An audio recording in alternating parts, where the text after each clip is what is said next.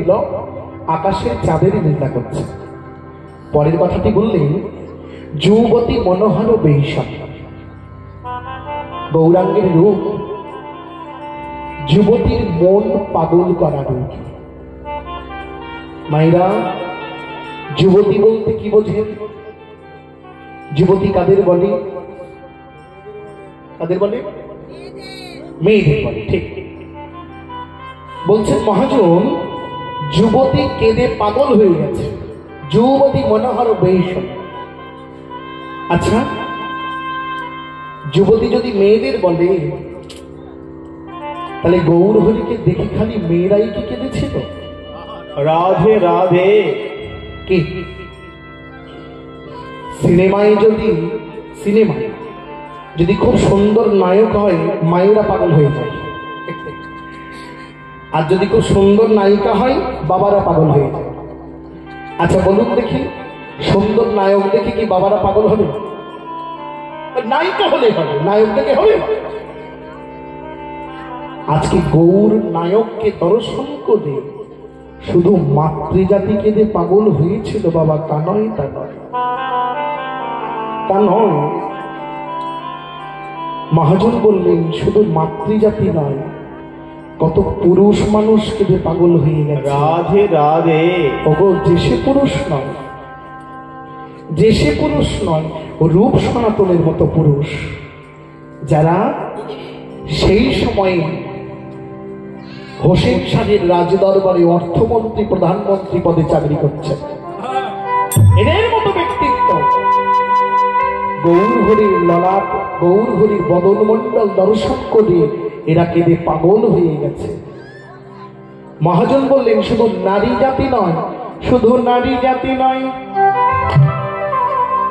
দেখো কত পুরুষ কাঁদিতে, দেখো কত পুরুষ কাঁদিতেছে, দেখো কত পুরুষ কাঁদিতেছে, দেখো কত পুরুষ কাঁদিতেছে। আমার গৌর রূপে নয়ন দিয়ে কত পুরুষ কাঁদিতে, আমার গৌর রূপে নয়ন দিয়ে কত পুরুষ কাঁদিতেছে, আমার গৌর রূপে নয়ন দিয়ে কোন যুবতী কাঁদবে না,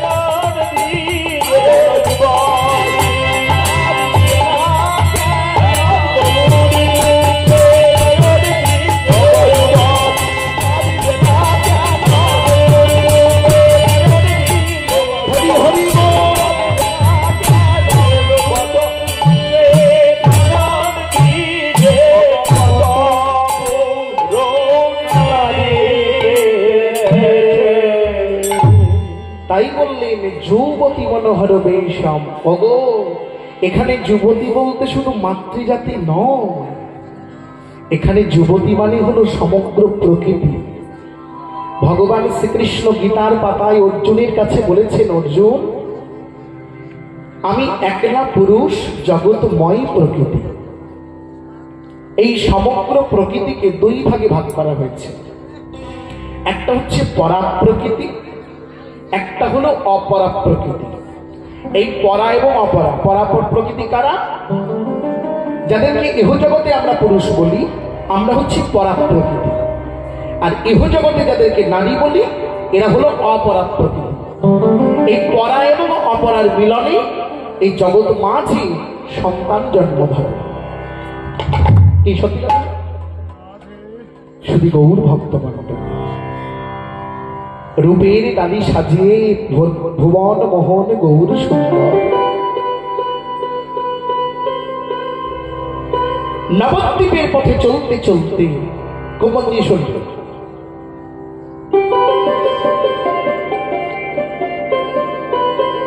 শ্রীপাদ অদ্বৈত আচার্যকে ডেকে বলছে, অদ্বৈত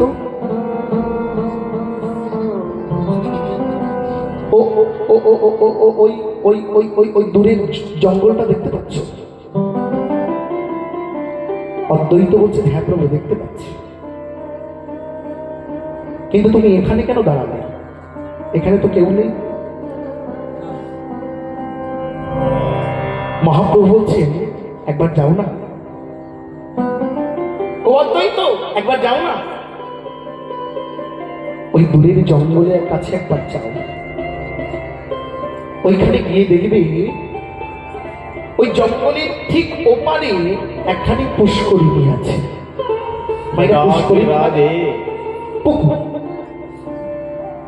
জঙ্গলের ওপারে একটি পুষ্করিণী আছে। অদ্বৈত জানো তো,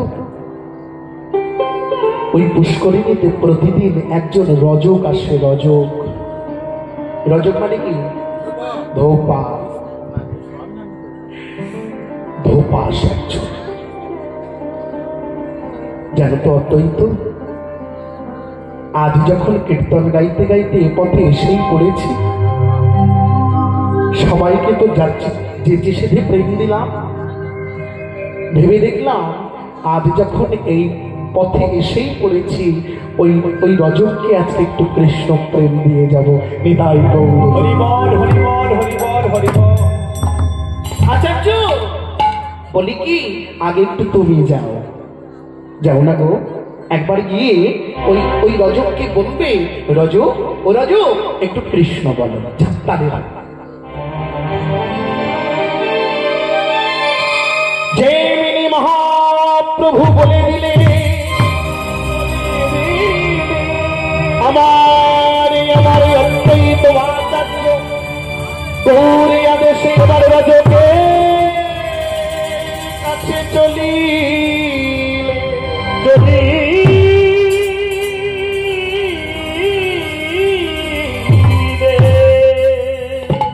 পুষ্করিণীর তীরে অদ্বৈত আচার্য এসে দেখছেন, ও মা, সত্যি তো একজন রজক কাপড় কাচ্ছে। অদ্বৈত আচার্য এসে দাঁড়িয়ে পেছন থেকে ডাকছেন, নাম তো জানি না, নাম তো জানি না, পেছন থেকে অদ্বৈত আচার্য ডাকছে, রজ। বলি শুনছ ও রজ? অদ্বৈত আচার্য অনেকক্ষণ থেকে ডাকলেন, রজক শুনেও শুনছে না। আচার্য মনে মনে চিন্তা করছে, কালা নাকি রে বাবা? যে কালা তার কিন্তু ভারী জ্বালা। জ্বালা না লতাজি গাইছে না হেমন্তজি গাইছে সে তো বোঝে, তার দারুণ জ্বালা। আচার্য মনে মনে ভাবছে, তাহলে কি কালা নাকি এতক্ষণ ধরে ডাকছে? একটু জোরে ডাকি, কালা হতে পারে। চিৎকার করে অদ্বৈত আচার্য ডাকে, এই যে এতক্ষণ ধরে ডাকছে তুমি শুনতে পাচ্ছ না? অনেকক্ষণ ডাকাডাকির পরে রজক উত্তর দিয়েছেন, কে তুমি? কে তুমি? কেন চিৎকার করে করে রজক রজক বলে আমাকে ডাকছো আর বিরক্ত করছো? কে?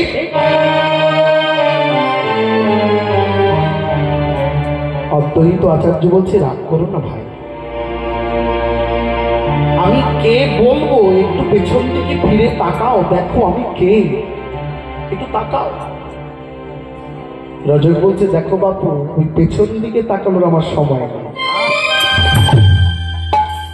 এই যে দেখছো না আমি কাপড় কাচ্ছি, আমার এই কর্ম ছাড়া কিছু ভালো লাগে না, আমি এই কর্ম ছাড়া কিছু বুঝি না, কিছু বুঝতে চাইও না। কি জন্য এসেছো ওখানে দাঁড়িয়ে বলো, বলে চলে যাও। অদ্বৈত মনে মনে চিন্তা করছে, বাবা রে বাবা, ও গৌর হরি তুমি কার কাছে পাঠালে? কিন্তু সাংঘাতিক লোক, মানে কর্ম ছাড়া কিছু বোঝে। আচ্ছা যাক, আমাকে দেখানোটা তো উদ্দেশ্য নয়, কৃষ্ণ বলানোটা উদ্দেশ্য। ঠিক আছে, আচ্ছা রাজু, আমার দিকে নাচাও নাচাও, না দেখবে না দেখবে। বলি একটা কাজ করবে, কি বলো? বলি শোনো না লক্ষ্মীটি, শোনো না, বলছি রাগ করো না, তুমি তো কাজ করছো, কাজ বন্ধ করতে হবে না, কাজ করতে করতে একটু কৃষ্ণ বলো না। পারবো না। কেন ভাই? ওই যে আমি কর্ম ছাড়া কিছু বুঝি না, তোমার এই কৃষ্ণ অন্য কাউকে দিয়ে বলাও, আমি সব বলতে করতে পারবো না, তুমি এখন এসো তো। রাগ করছো কেন? রাগ করবো না। জানো এই নগরে পুষ্করিণী কম আছে, এত পুষ্করিণী ছেড়ে আমি জঙ্গলে আসি কেন জানো? যাতে আমাকে কেউ বিরক্ত না করে। দেখছেন তো, আমাকে কেউ যদি বিরক্ত না করে। আর তুমি এখানে এসে বলছো কৃষ্ণ বলো, পারবো না। এসো। অদ্বৈত আচার্য অনেকক্ষণ চেষ্টা করেও বলাতে পারলেন না। ফিরে এসেছেন মহাপ্রভুর কাছে। গৌর হরি, কি গো আচার্য? বলল রজ, কৃষ্ণ বলল, না প্রভু, আমি তো কত চেষ্টা করলাম কিন্তু বলাতে পারলাম। আস্তে আস্তে কথা আস্তে। এত চেষ্টা করেও তাকে কৃষ্ণ বলাতে পারিনি প্রভু। আচ্ছা আচ্ছা ঠিক আছে, তুমি যখন পারোনি, আমার দাদা কোথায়, আমার নিতাই দাদা কোথায়? দাদাকে ডেকে দাও। মহাপ্রভু নিতাই নিতাই বলে ডাক দিয়েছে, সাক্ষাৎ নিত্যানন্দ এসে দাঁড়িয়েছে। কে নিত্যানন্দ জানেন তো? আমরা শুধু জানি ব্রজের বলাই, কিন্তু নয়, তিনি শুধু ব্রজের বলরাম নয়, ব্রজের অনঙ্গ মঞ্জুরিকে সঙ্গে নিয়ে এসেছেন নিত্যানন্দ। রাধে রাধে। যেমন মহাপ্রভুর মধ্যে দুজন, রাধার কৃষ্ণ, নিত্যানন্দের মধ্যে দুজন, বলরাম এবং অনঙ্গ মঞ্জুরি। অদ্বৈতের মধ্যেও দুইজন, সদাশিব এবং মহাবিষ্ণু। এরা প্রত্যেকে ভাগবতীয় সত্তা, তাই দুইটি করে তত্ত্ব নিয়ে তৈরি হয়ে এসেছে। এগুলো ভজনের কথা বাবা, ভজন রাজ্যে না গেলে এগুলো পাওয়া যায় না। জয় রাধে। মহাপ্রভু নিতাই চাঁদকে ডেকে বললেন, দাদা নিতাই, অদ্বৈত আচার্য পারেন না, তুমি একবার যাও, দেখো তো রজবকে দিয়ে কৃষ্ণ বলাতে পারো কিনা।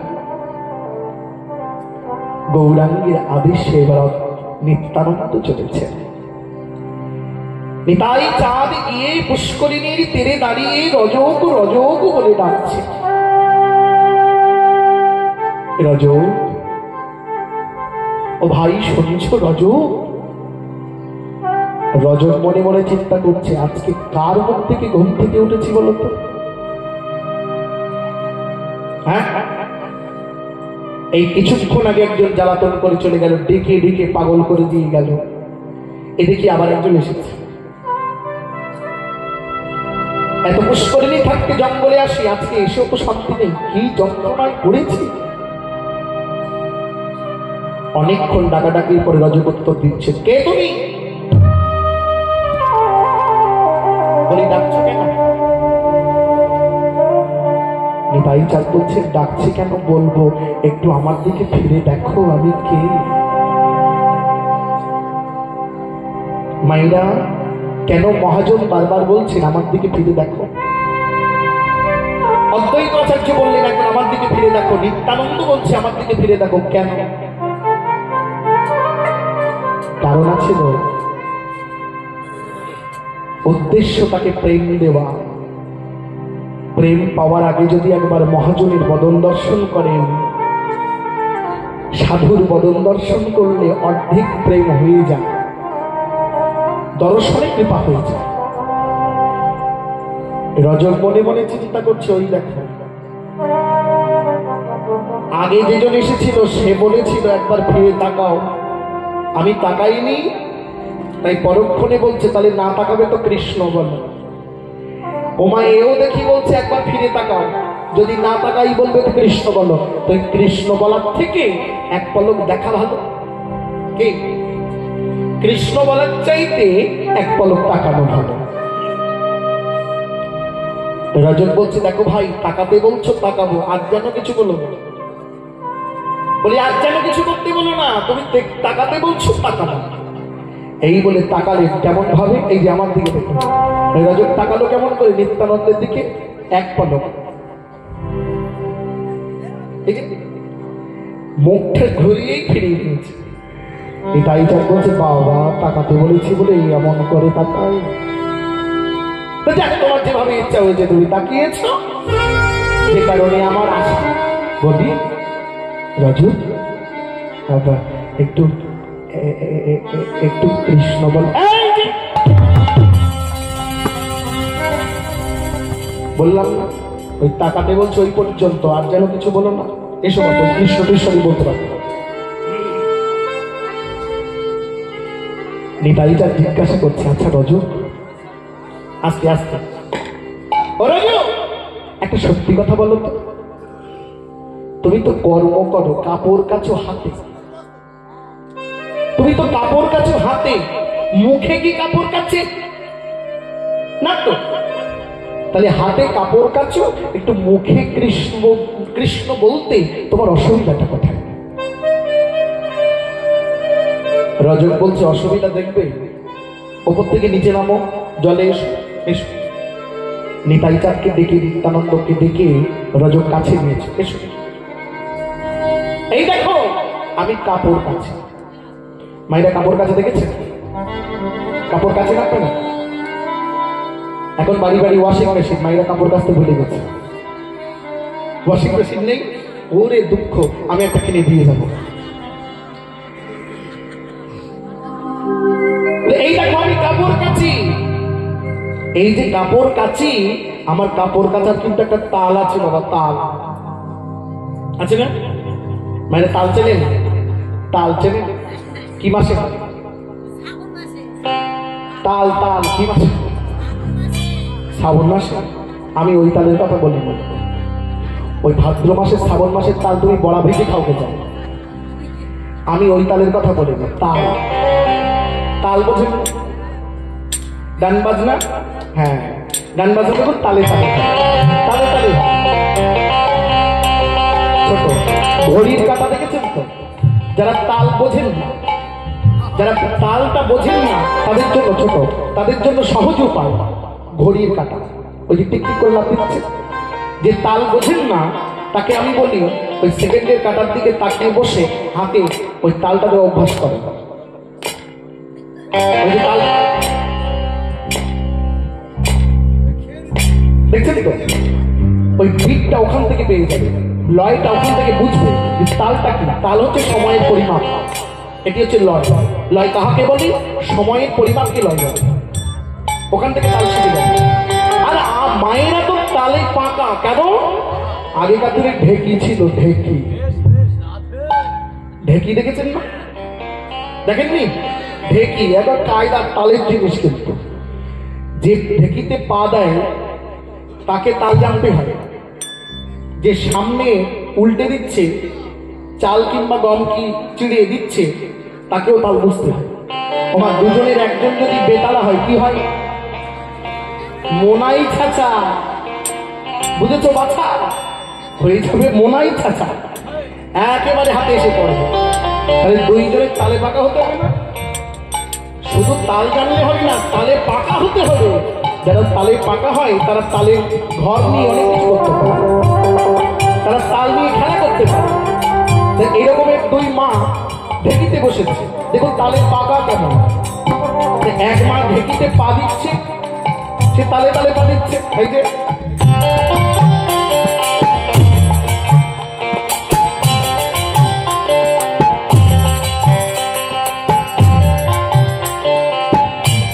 এই তালে তালে তোকে হাত দিতে হবে, সামনে যে বসে আছে তাকে তালে ফাঁকি ফাঁকি সামনে হাত দিতে উল্টে দিতে হচ্ছে। এই তাল চলতে চলতে, কাজ চলতে চলতে সামনে যে বসে আছে যে মা উল্টে দিচ্ছে, ওই মায়ের কোলের একটা ছোট্ট ছেলে খেলা করতে করতে ছুটে এসে মায়ের গলাটা জড়িয়ে ধরে বলছে, মা দুধ খাবো। মা বলছে, মা বলছে তো দুধ খাওয়ার সময় পেলি না, এই যে চুরি করতে তোরা এখন দুধ খাওয়া লাগেছে।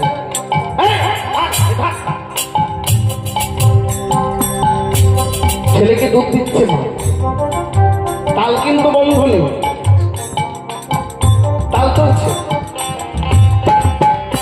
এমন সময় গৃহের কর্তা ঘরে এসেছে, ঘরের কর্তা এসে ঘর থেকে চিৎকার করে ডাক দিচ্ছে, কই গো, বলি আলমারির চাবিটা কই দেখা। মা মনে মনে চিন্তা করছে, তোমার বাপ বেটারা বলবো কি, এসেছি চিড়ে করতে, একজনের বলে একজনের লেগেছে দুধ খাওয়া, আর একজন বলে আলমারির চাবি কই। মা কিন্তু শুনে উত্তর দিল, অমুক জায়গায় চাবি আছে, খুলে নাও, তাল বন্ধ আছে। তাল কিন্তু চলছে।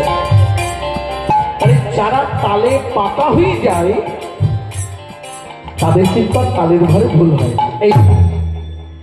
এই যে রজক বলছে, এই যে আমি তালে তালে কাপড় কাচি, আমার এই কাপড় কাচার একটা তাল আছে, আছে না? কাপড় কাচে কি করে দেখেছেন? দাঁড়িয়ে তালে তালে, এই যে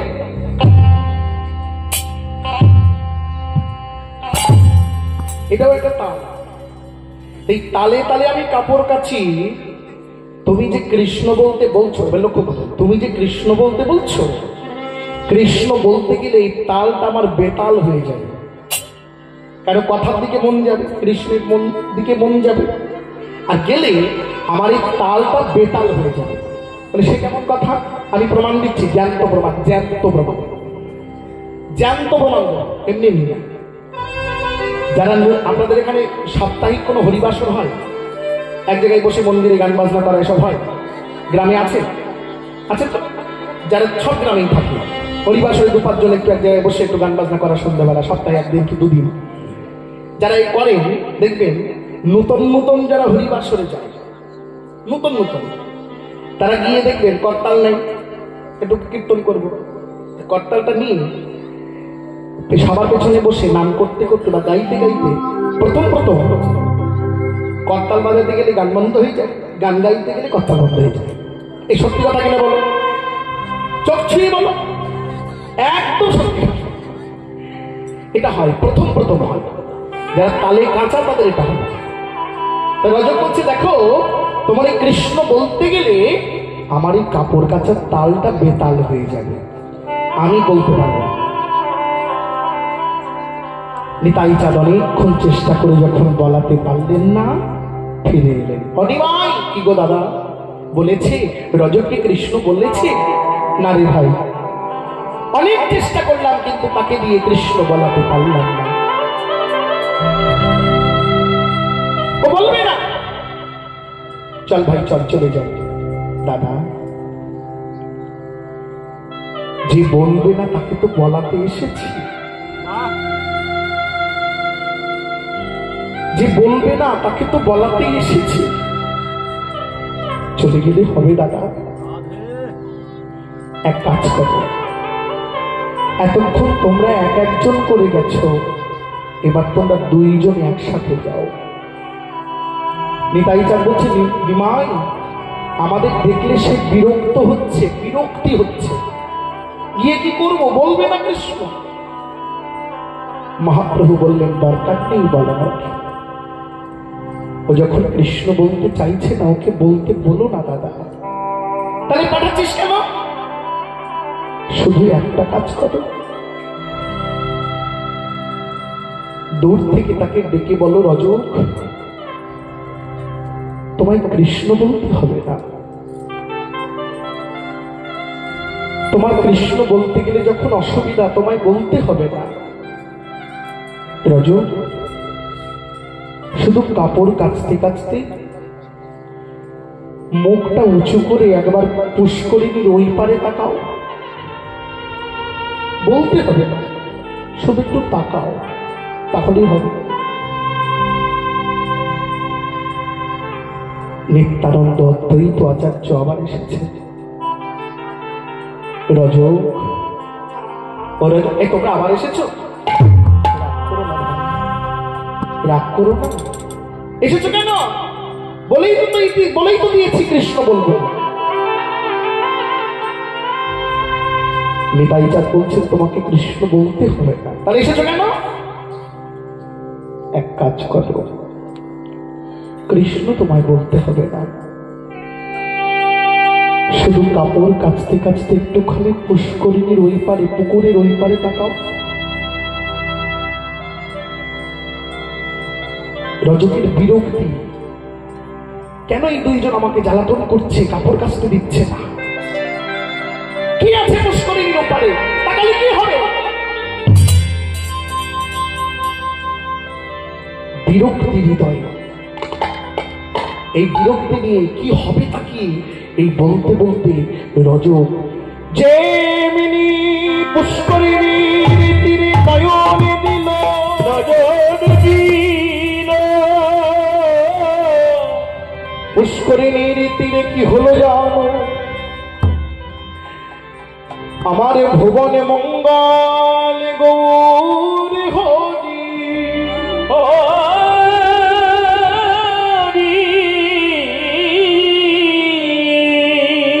সেই জগৎ পাগল করা রূপের ডালে সাজাই নিয়ে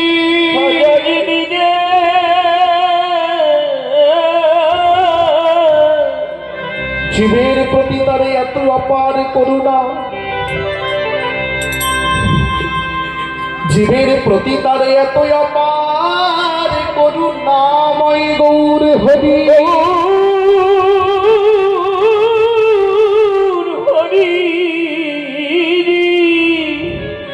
শুধু রজককে করুণা করবে বলে পুষ্করিণীর ওই পারে অকই তব প্রেমের ডালি সাজিয়ে হে বেদণ্ড বাহু তুলে দাঁড়ায়ে আছে। কাপড় কাচতে কাচতে যেমনি রজক একবার গৌর রূপে নয়ন দিয়েছে, হাত থেকে কখন যেন কাপড়টা পড়ে গেল, কাপড়টা ফেলে দিয়ে যেমনি গৌর রূপে নয়ন দিয়েছে, গৌর রূপে নয়নটা যাওয়ার সঙ্গে সঙ্গে রজকের মনটা চুরি হয়ে গেল। গৌর সীতানাথী ব্রহ্মানন্দী গৌর হরিবল হরিবল হরিবল। রজকের মনে চলে গেল, শুধু মনে চলে গেল তানয় তানয় তানয়। রজকের মন গেল, প্রাণ গেল, ইন্দ্রিয় গেল, রিপু গেল, রিপু গেল, সকলে গৌর চরণে চলে গেল। রজকে কি আর থাকতে পারে? হাতের কাপড় খানা ফেলে দিয়ে পুষ্করিণীর জলে ঝাঁপ দিয়ে জল সাঁতরে গৌর চরণ তলে এসে গৌর ঘরে রাতুল চরণ বুকের মাঝে জড়াই ধরে বলে, প্রভু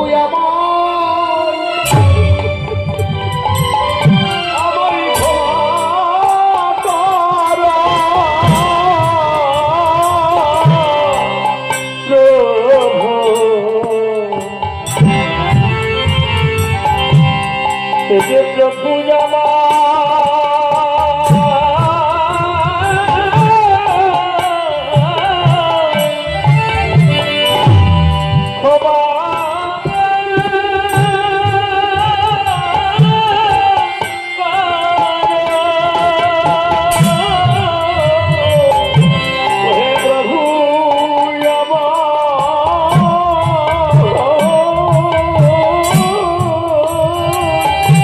হরি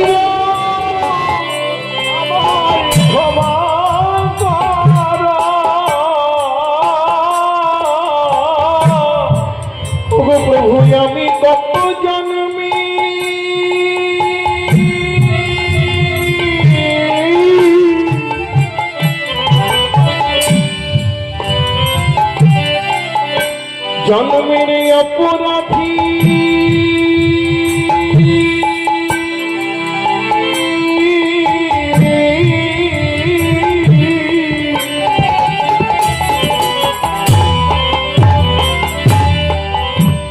প্রাণীর গৌর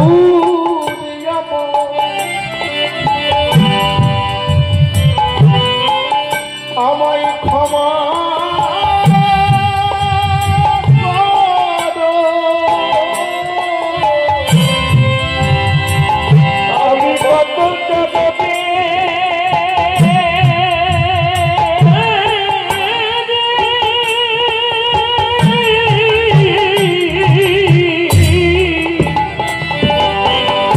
কত জনমের অপরাধী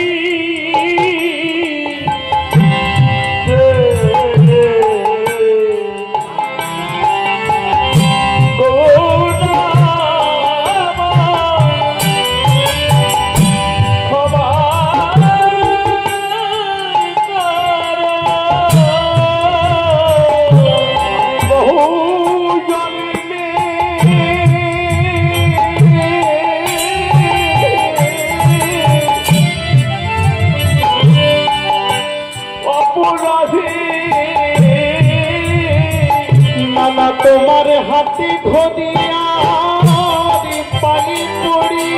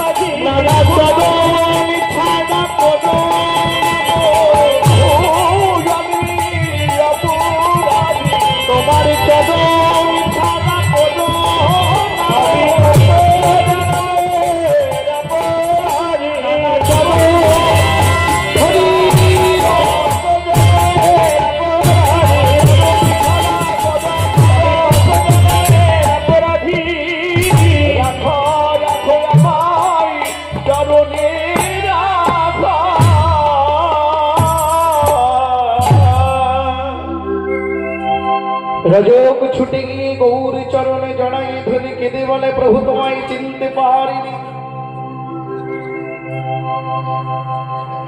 এমন জগৎ পাগল করার রূপ নিয়ে যদি আমার গৌর ঘড়ি দাঁড়াই থাকে, তবে বলো বলো কেউ কি না তাকাই থাকতে পারে? কেউ চরণে না ধরে থাকতে পারে? আহ, আজকে সেই রূপ যে রূপে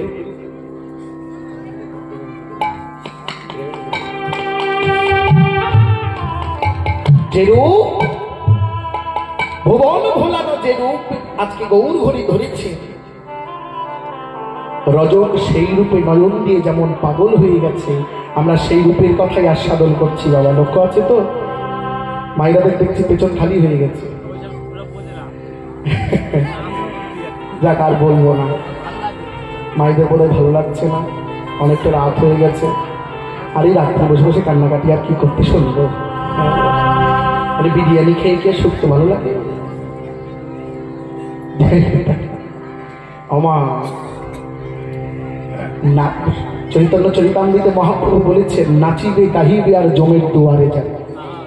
আমি বলিনি, কান ধরছি, চৈতন্য চরিতামৃত বলেছে নাচিয়া গাহিয়া জমের দুয়ারে যাবে। কীর্তন কি বস্তু আজ আমরা ভুলতে বসেছি। খালি নেচে ঘুরতে চলে যাব, কীর্তন হবে না। হ্যাঁ, মনোরঞ্জন হবে, মনোরঞ্জন হবে, তবে কীর্তন তো মনোরঞ্জনের বিষয় নয় বাবা। তার জন্য ডান্স মা আছে, তার জন্য ডান্স আছে। কীর্তন হচ্ছে, আমার গুরুমা বলতেন, কীর্তন শুধুমাত্র সুর তাল ছন্দ রাগিনী নয়, কীর্তন হচ্ছে বিশুদ্ধ ভজন। বড় বড় মহাজন তারা সর্বত্যাগী হয়ে বিলাস বৈভব পরিত্যাগ করে বিশুদ্ধ বৃন্দাবনে বসে আছেন, আর সারা দিনে অষ্টকালীন লীলাস্মরণে বসে আছেন। রাধে রাধে। যে ভজন করে মহাজনগণ উদ্ধার হয়ে যান, কীর্তন আচার্য হরিদাসকর বলতেন, ওরে যদি কোনোদিন জপান্নিক করতে ভুলে যাও, কোনোদিন যদি জপান্নিক করতে ভুলে যাও, একটাই মহাকীর্তনের বড় তাল যাকে বলি আমরা, বিলম্বিত তালের কীর্তন, বড় তাল, মহাজনী তাল, একটা মাধবকে শুনিয়ে দেবে, তোমার এই জপান্নিক যেটা করনি ওই জায়গাটা ভরাট হয়ে যাবে। মহাজন যে কীর্তনকে জপান্নিকের সঙ্গে তুলনা করেছেন, বুঝতে পারছেন? আজকে সেই কীর্তনটা কোথায় গিয়ে দাঁড়িয়েছে, আমরা কি সুন্দর মেতে উঠেছি। যাই হোক, ও আর বলবো না, যে তার যেখানে ভালো লাগে সেটাই করে। হরি হরি বল। তাহলে সেই গৌরূপী নয়ন দিয়ে আজকে বৈষ্ণব কবি পদে কলম দিয়েছেন, একবার চেয়ে দেখো। সখী কলয় গৌর মুরারম,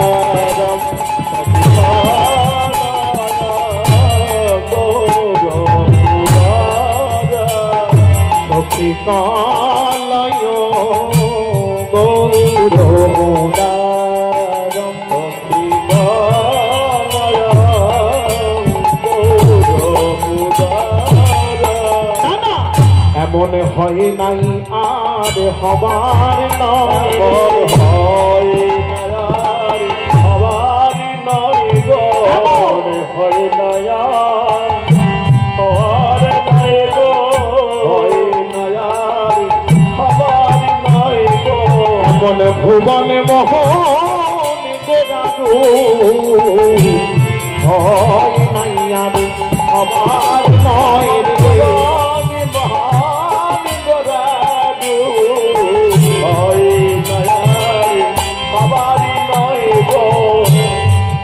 এমন ভুবন মোহন গোরাদু, আর হয় নাই আর হবার নাই। বলতো যে গৌর রূপ জগৎময় পালন করে দিয়েছে, এরূপ আর হয়, এরূপ আর হয়, এমন রূপ আর হবে না। সখী কলয়, কলয় মানে দেখো, দেখো, কলয় মানে দেখা, কলয় গৌর মুদারণ, মুদারণ মানে মূর্তি, দেখো গৌর মূর্তি। এমন হয় নাই আর হবার নয় রে, হয় নাই হবার নয় রে, এমন হয় নাই আর হবার নয় রে। এমন ভুবন মোহন গোরাদু, হয় নাই আর হবার নয়